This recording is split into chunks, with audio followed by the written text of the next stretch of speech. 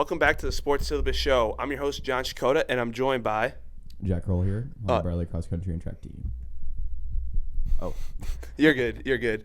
So Jack, what year are you, and what events do you run for the cross and track and field team? Sorry. So I'm currently a graduate. I am fifth year. This is my last semester here as well, but I also run 1,500, 800, gone up to the 3K, but I mainly know for my mile and 1,500. Yeah. Indoor and outdoor. You had I was looking at your account on Bradley. You had a lot of success in high school. Why did you pick Bradley over other schools? What made you want to come to Peoria? I know you're from around the area ish in Missouri. But what drew you to Bradley?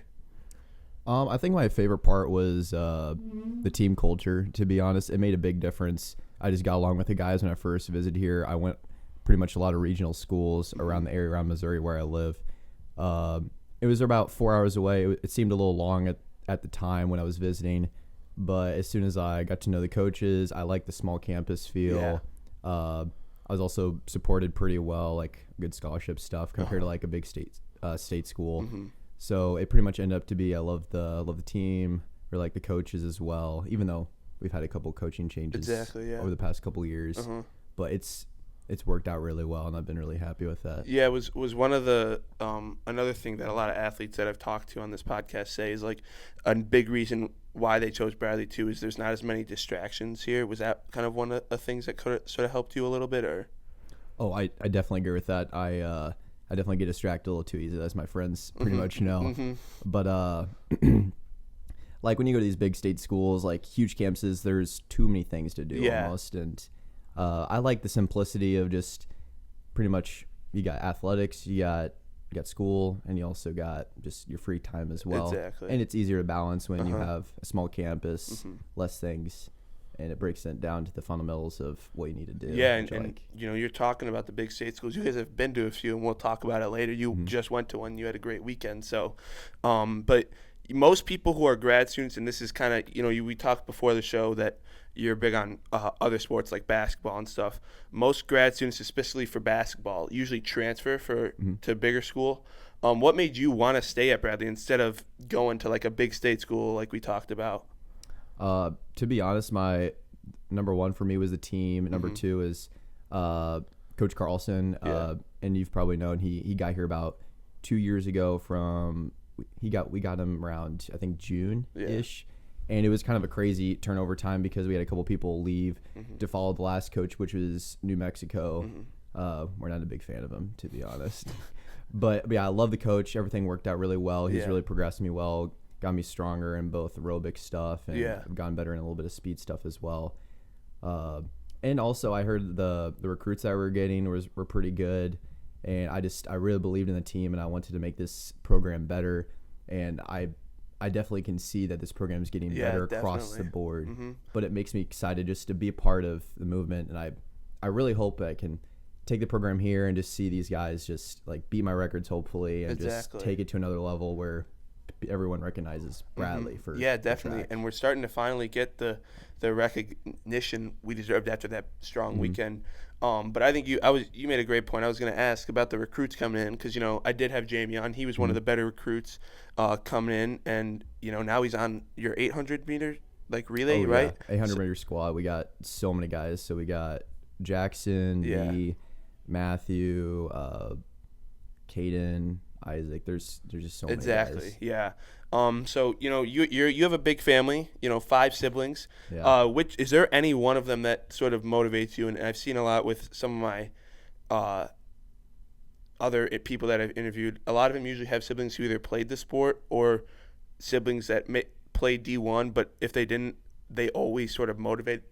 Big brother things. Kind of like you still suck. You know what I mean? Do you have any kind of siblings that help you?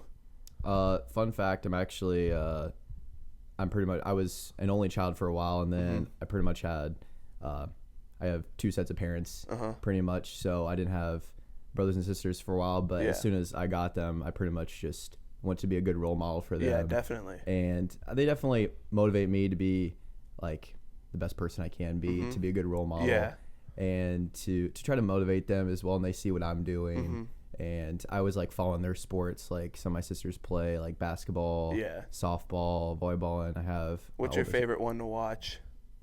I don't know. I like seeing their development overall. Of course, it's fun to watch my oldest sister, to watch her play volleyball, and she's very natural at that. But then my other brothers, twin brothers on my other side. Oh, that's cool. They actually run cross country track too, so maybe I get really excited. Yeah, definitely. Yeah, and you could definitely help them considering how well you've done. Your freshman year, you only competed in your outdoor season. I think were you here during was it COVID? That was something. Yeah, sure. That was my question. How was that, and how were you? You know, you only really had one season, so what was your kind of thoughts of how you did in that first season with dealing with a worldwide pandemic too? I think mentally it did a lot to me, to be honest. My motivation was definitely done because going to senior year I was really excited to try to get better and faster, but I think through the first semester it was just had fun with my teammates. I was still learning at that point. I feel like I was a total amateur when it came to running. I still need to learn a lot from just overall training, recovery, all that stuff, but it honestly kind of stunk a little bit. Yeah, definitely. I was kind of scared. I didn't know what it would look like for me for the foreseeable future. I didn't know if I would progress that well just because I got hurt kind of in the winter season. Yeah.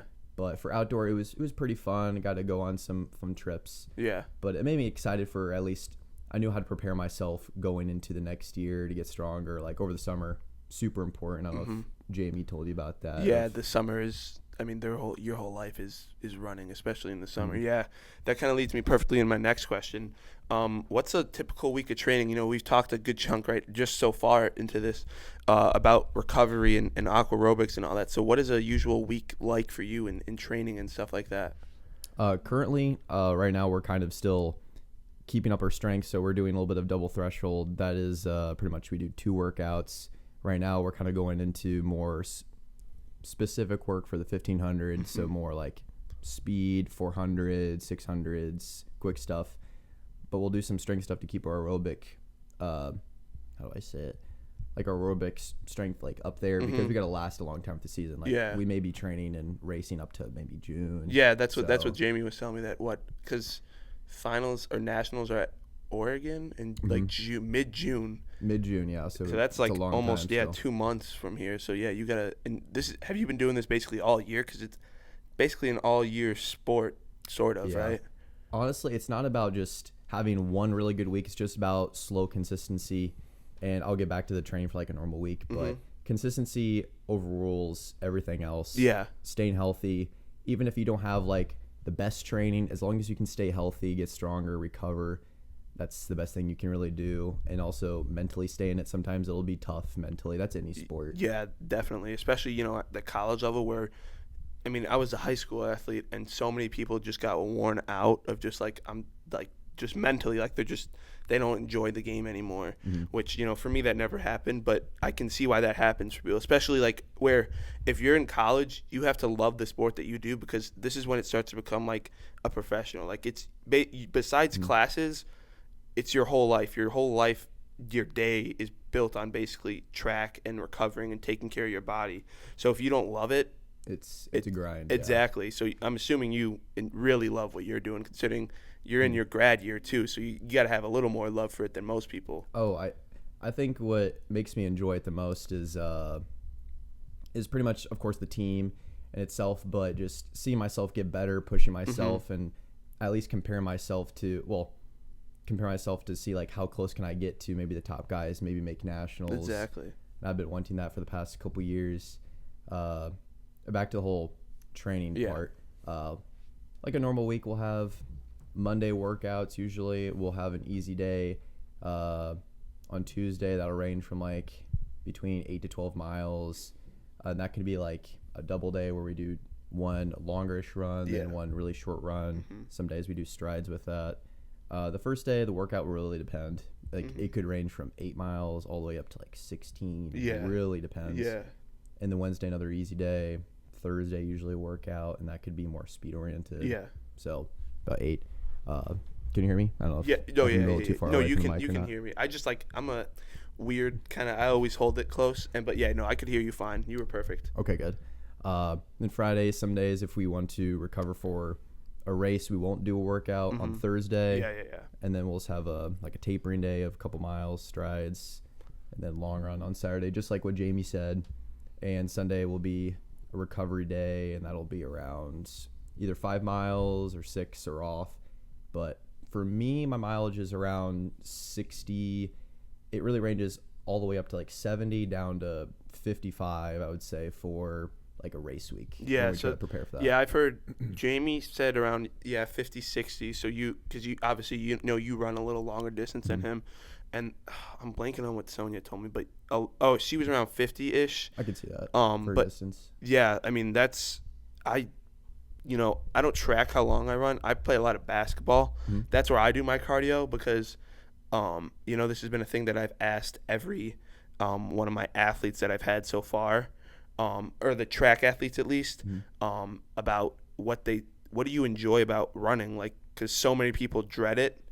What is the fun part for you? And I'm not like, I said it on my podcast with both of them. Like, I'm not trying to, shoot on, like, put down your sport or anything. It's just running people. I get it. Yeah. I totally get it. Some days it honestly does stink where you just got to get through it, check off the box. But just hanging out with the guys, having some good chats is really nice. That also helps. When the weather's really nice, that's really nice. When you feel usually pretty good for the day, get to relax. And some days, like when you have workouts, sometimes you get nervous for it. But when you push yourself and after you get done with the workout, some days it's really, really tough. And it just fills you with a sense of accomplishment at least. And you're getting better. All you can do is just focus on recovery, makes you excited to race and compete. But I think my favorite part about running right now is definitely just competing against other really good athletes. Yeah.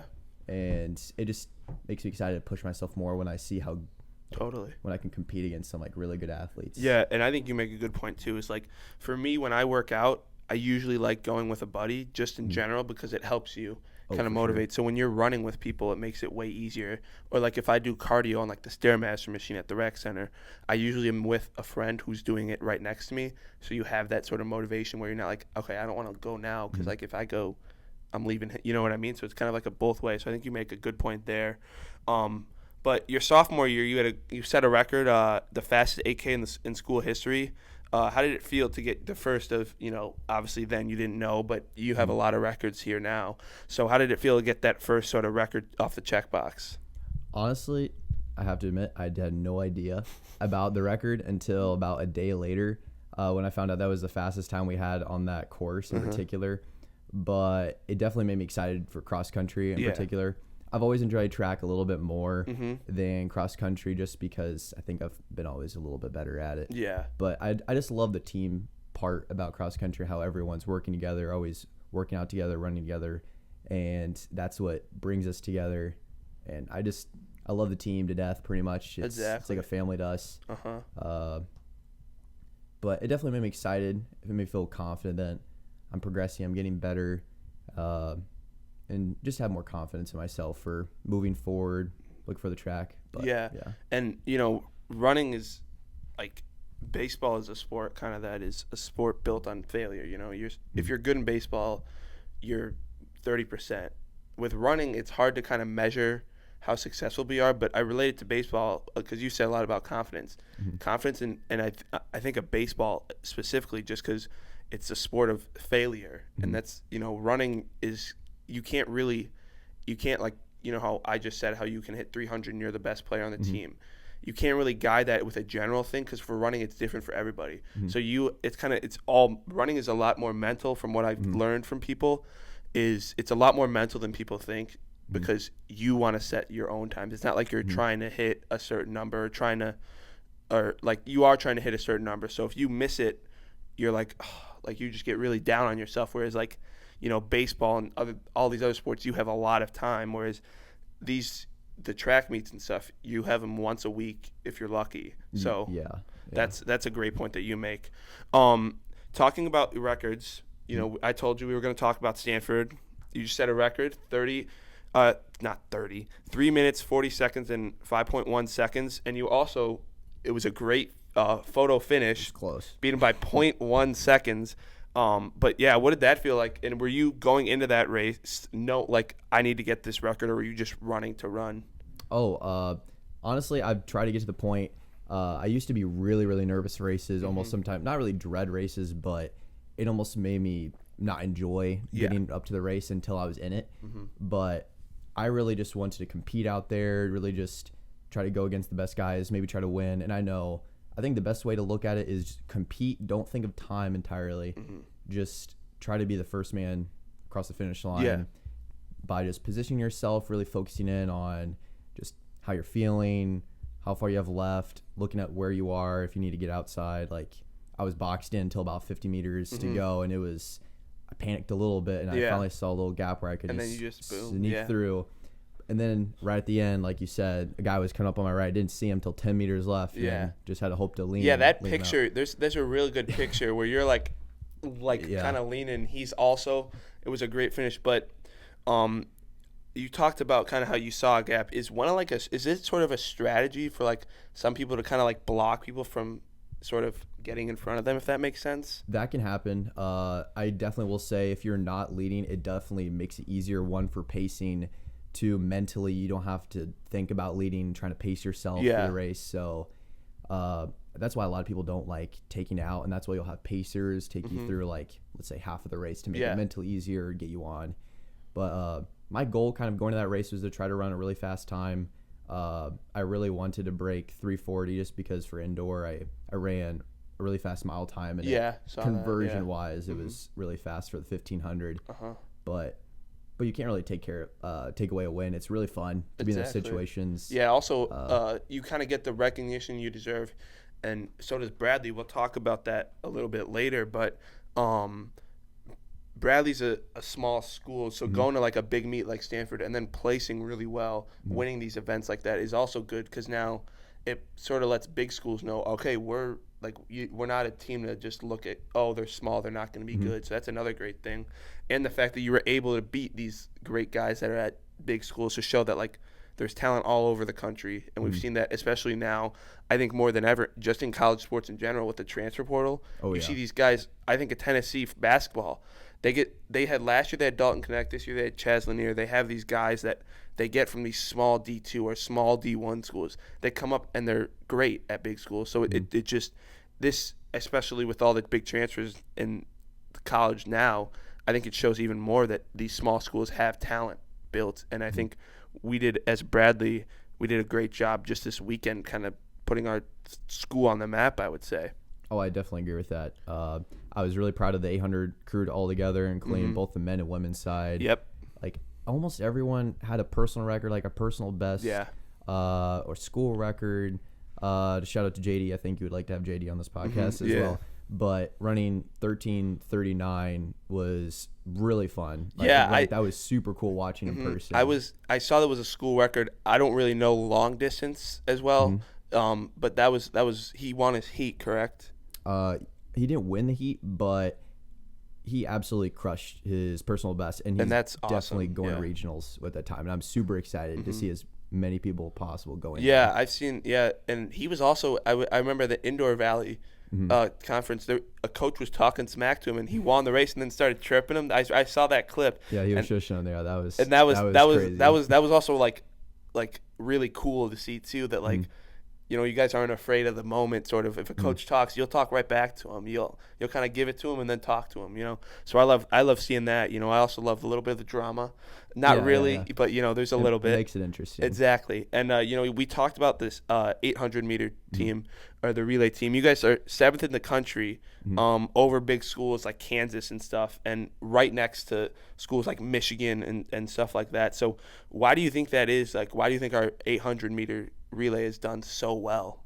To really tell you honestly, it's just we had that insane recruiting class really helped us out, and we had 2 really young guys last year, Jackson Copeland and Kenny Kingsmith. Having such a big just group together, just be able to race and work out together every single day makes such a big difference, because if you have like one really good 800 guy and they're doing a lot of stuff on their own, mentally, of course, as you know, it's a little bit harder. Exactly. But and that's the cool part about our 800 squad right now. It's doing really well. We have almost 2 different kinds of 800 runners. So as in me, if I run the 800, I'm more strength based. I do a little bit more like 1500 work. Yeah. But then as like Jamie or Caden or Isaac, they do a little bit more speed oriented stuff, and also Matthew. And so you get a little bit of best of both worlds. Yeah, definitely. And depending on like how your body reacts to like certain trains, so we got options for whatever works for you. Yeah, that's another great thing that, that's great in any sport. Having depth, that's a great thing to have, especially for a school like us. But what makes a school, we've talked about how kind of the school is, we're not a big school, but what do you think makes us so good at track? Like that is kind of that, and also like you wouldn't expect a school like in the Midwest to be this great at track with our guard. You talked about weather. The weather here is it's not fun. It's not fun at all. So what do you think kind of makes a school like with Bradley's size such a good running school? I really think everyone that's come here, they always boil it down to just the team. And I definitely have to brag on the team. We're definitely one of the closest teams out of NCAA for sure. We hang out together. We do so much together. Doesn't matter the grade you are. Like I hang out with all the freshmen. Freshmen will hang out with just everyone else. And it motivates each other when you see everyone do well. We communicate well. There's no drama on the team. It's such a positive environment, and including coaches as well. And just seeing the development that he's had with all these people over the past year is making people excited to like come here, and that's my goal, to try to get as good as possible, to try to be like, oh yeah, if I come here I can be really good too. And that's all I want. Definitely. For this program. Yeah, and I think you make a good point too, where like it's a lot of development, and also like the closeness of the team. I live at one of the dorms, and at the dining hall at Geisert, They literally take up a whole table, and they have a big team dinner. I don't know if you've heard of these. Oh yeah. They take up the whole, like one of those big long tables, and they just sit there, and all like the whole team that lives in the dining hall and that can eat there. So that's another thing that I saw, and I saw that from the first semester, and now that I know them more, I'm like, oh, it's 5:00 family dinner. Jamie was talking about it.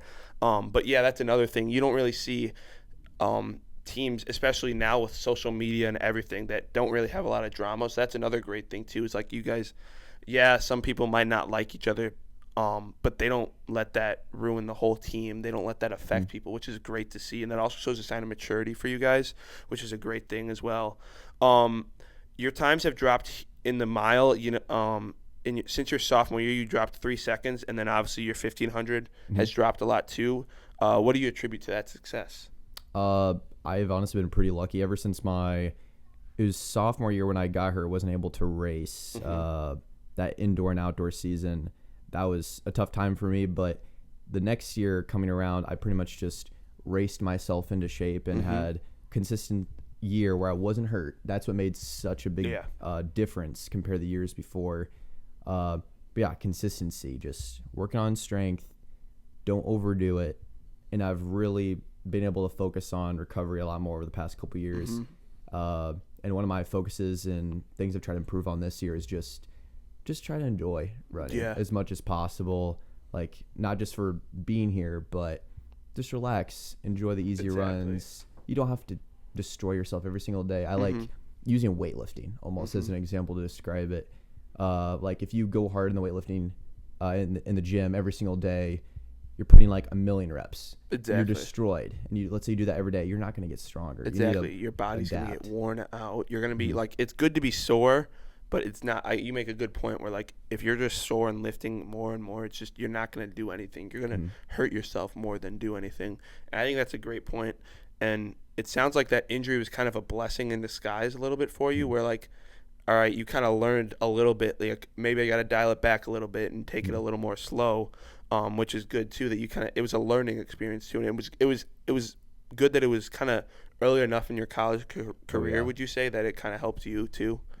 I would say at that point I just try to mentally relax a little bit more. I used to almost try to crush every single day because I thought if I run hard every single day, it's gonna make it better. Just like I say, weightlifting. Yeah, it's not gonna work because your body needs to recover. Exactly. Recovery. It's so important. But I'm very thankful it happened early enough where I've had these couple years of consistency where definitely just gotten stronger, and and that's for everyone. For being younger, that's definitely the focus. Exactly, yeah. And I think, we've seen it with all these sports kind of go more into like the analytics side and recovery side. I think you make a good point too. Another great thing that we talked about earlier, that is a good thing for recovery is the aquarobics stuff.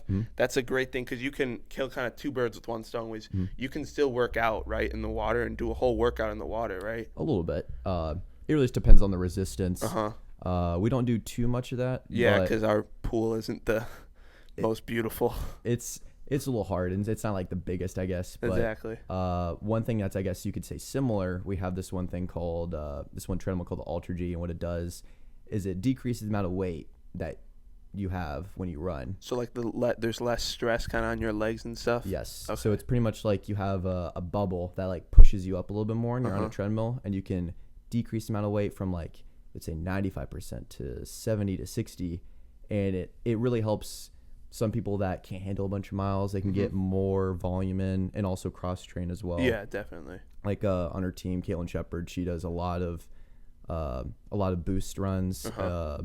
But yeah, no, it's actually not called Ultra. It's called boost treadmill. Yeah, I was wrong there. But that really helps us out. Keep a lot of athletes that can do a lot of volume, injury free as much as possible. It's a balance, as you know, to do as much as possible without getting hurt. And that's any sport. Yeah. But yeah, I would compare that to like aqua stuff. Okay. As Yeah, well. definitely. Some of that. And you were the only Bradley runner, at least when I was looking, to ever run a sub 4 minute mile. So what does that kind of mean to you? We talked a little bit earlier about your mile and how you run the mile. So what was that? What did that mean to you? Honestly, before that, it was kind of a mental barrier. When I was younger, I was always thinking like in 8th grade, I'm like, I want to break 4 one day. Maybe. Yeah. Because I was thinking of like, oh, if I run this fast and I get this fast next year, I'm like, I can do it. But it's a lot harder than I thought. Exactly, yeah. I swam in high school, and seconds and milliseconds mean so much because they're very similar with the racing. And 10 seconds in swimming and running is like a minute in real life. Like that's you don't realize how big of a gap that is. Yeah. Just in like a race, if you're up 10 seconds on a dude, they could be on the other side of it. Like what? It's a big thing. So I think that's a big thing too. Where like time in real life and in running is a completely different animal. So what do you think kind of how you learn to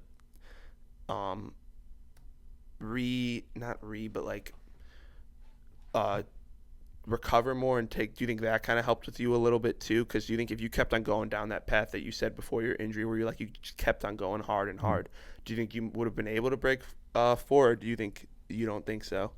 I really think I probably would have gotten injured if I just kept up the same repetitive cycle, just work really hard, get in shape, and then get hurt. Yeah. Instead of slowly stair-step it and get better over time. But back to that, though, I definitely know we got people on the team that can break 4. It's just going to take a little bit more time to develop and get stronger. Yeah. It's surprising how fast we're running in like going sub 4, it's still a very aerobic race. It may look like we're sprinting at times, and it may look kind of slow like on video, but it takes a lot more strength than just like raw speed. Yeah. So we definitely have a lot of guys that are developing really well, that I'm super excited for. I really want to see them like break 4, and I think it can happen. It all just comes down to like the race, how you feel, the conditions. But yeah, the conditions, and this is not taking anything away from you, but the conditions were, especially where you indoor, makes it such a big exactly, difference. and also like we talked this weekend too, when you were in California, those conditions are way better than 40 and sunny and windy and rainy and all the garbage that comes with Midwest weather. But what are your thoughts on how the season has gone so far for you, just that outdoor season? Pretty good so far. We're not trying to peak too soon. If we peak too soon, then we won't be ready for regionals, conference, all those races. But using right now as a building block, get the regional times in early as much as possible so we still have time to get stronger, so we don't have to really stress about the races later. Yeah. And then we can just have more fun towards the end of the semester. Totally, yeah. So. And also, that's what most people want to do towards the end of the semester is kind of just mess around and stuff. But you talked. But what's your personal? Do you have any personal goals by the end of the outdoor season that you want to hit? 2 big goals for me would to number 1, I think make nationals. I think that would. I've been thinking about that for the past couple years. I've been really close with regionals. I made it to the second round of the 1500. First time I was like 0.3 seconds away. It sucked, but at the same time I wasn't expecting to make it that far. So it was exciting, like bittersweet sort of thing. Yeah, and it was like I PR'd in that same race too. So exactly. It was like, well then, like it's not all bad. Exactly. But then next year had a bad second race. Think I was just like a little sick or just an off day, but it made me a little nervous. Like, oh man, I only have one more chance. But I think that's what taught me. Just every opportunity isn't. How do I say it? Like, don't take them for granted. Yeah. Like, nothing's given. So just go out there and have fun. Just compete and enjoy the situations you get to be in, and go on these trips. You're out there and just be happy that you get these opportunities, because not that many schools get to go on these really big, like these big trips with these really good races in California and all these good weather places. So I'm very thankful for what Bradley's done for me, give me all these opportunities in particular. I think that's makes it such a big difference for me to race against some of this good competition, great weather. And I think that's why I can see Bradley just keep getting better. Exactly, yeah. And I have a question kind of about the regional. So is it like a certain time you have to hit, or is it like the top whatever place people advance to the championships? So for outdoor in particular, there's 2 regions split. It's kind of weird. So we're technically in the West region. Yeah, it's weird, right? But it's because there's more D1, like more schools in the East side compared to the West. Okay. So they have to balance it out that way. Yeah. But split down the middle, and then for every event group, you have to be the top 48 times or top declared. So let's say I am, 49th, I'm 1 away. But let's say someone runs an 800 time, but they're in the 1500 and they want to do the 1500 instead, they can scratch that and I'd make it out. Oh, okay. So okay, I get that. Just got to be the top 48 that declare. Yeah. And 2 years ago, I kind of got lucky. I was like 60 something, I think maybe upper 60s. I scratched in. And then last year it was faster. So it really ranges depending on the event and year, and also East and West times can vary a little bit. Yeah. But it's, and also, every event group, top 48. I think this year it'll take about a 342 to 343 low to make it in. So I feel plenty safe.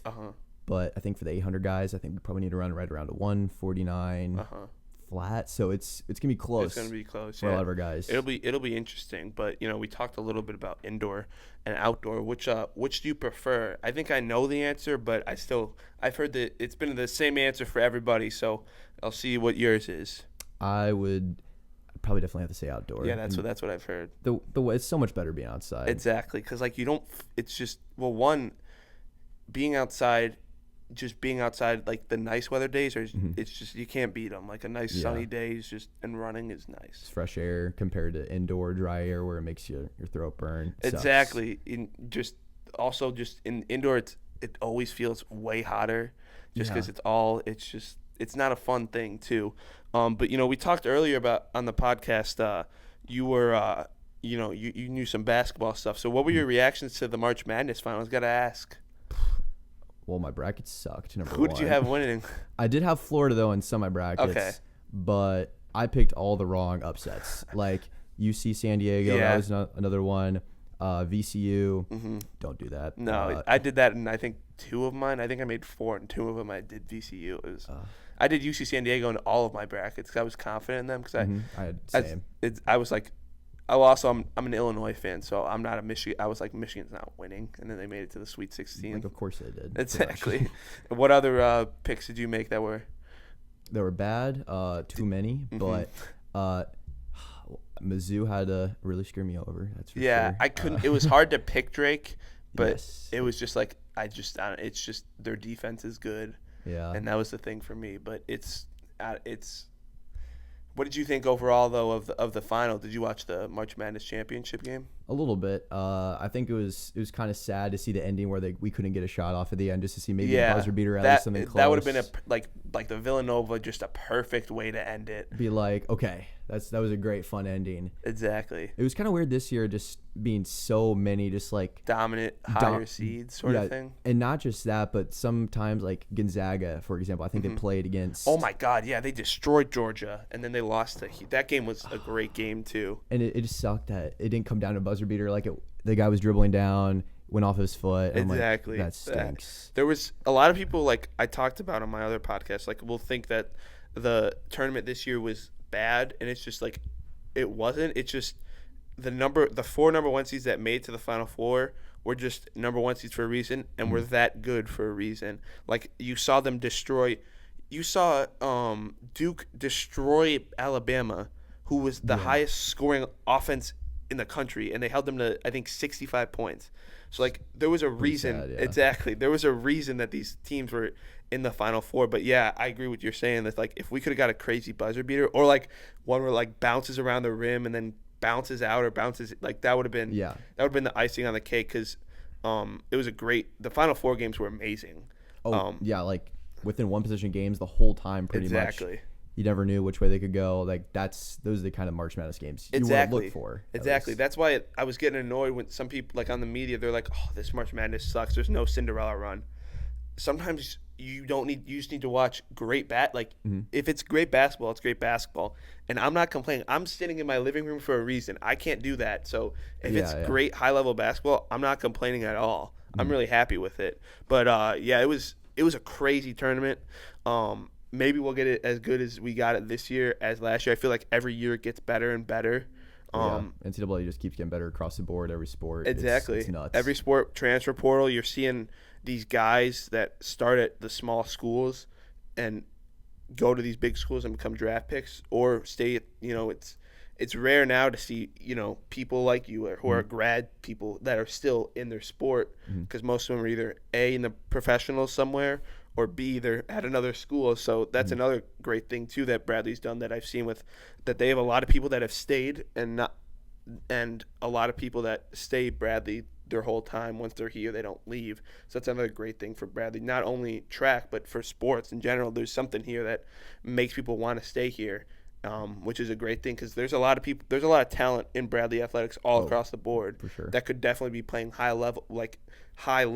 I'm not saying like we're not high level, but we're considered low level, like D1, like mid-major. Mid-major we're considered. So that's a great thing for Bradley as well. But thanks for taking time out of your busy schedule to come on to this podcast. I hope it was as fun as I hyped it up to be. No, I had a great time. But me. Good luck with the rest of the season. I'm looking forward to you setting some more records and you guys, making a good run and at nationals, and hopefully placing pretty well with nationals for the rest of the season. But thanks again. It meant a lot that you were interested and wanted to come on. Oh, no, thank you for the opportunity, though. I had a great time today, and hope to just spread awareness of not just track, but of course Bradley athletics across the board. But exactly, yeah, that's what I'm trying to do a little bit too, with getting all my athlete buddies on the podcast. But guys, thank you for listening and or watching, depending on what platform you're on, because now we're on multiple platforms. For listening or watching to this podcast, it means a lot. So make sure you like, subscribe, and share with your friends. It means a lot. And thank you, guys.